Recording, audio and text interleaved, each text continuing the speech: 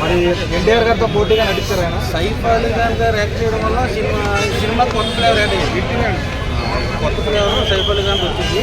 సైఫ్ అలీ ఖాన్ గారికి దేవరాకి ఎన్టీఆర్ గారికి మంచి రెండు కొట్టేలు కలిసి కొట్టుకుంటే ఎలా ఉంటుందో అలా ఉంది.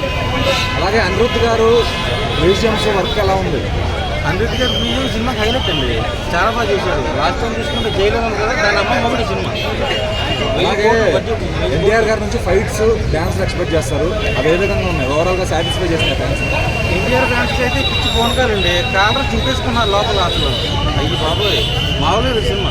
బాగాలేదు చెప్తారండి, పోలీసు వాళ్ళని చెప్తారు. లేదు ఈ సినిమాతో కొత్తగా కంబ్యాక్ అని చెప్పుకోవచ్చు. ఉంది అనుకున్నంత లేదు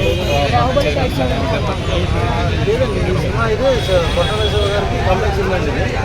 ఎన్టీఆర్ గారి కెరీర్లో 1000 కోట్ల పట్టి సినిమా ఇది.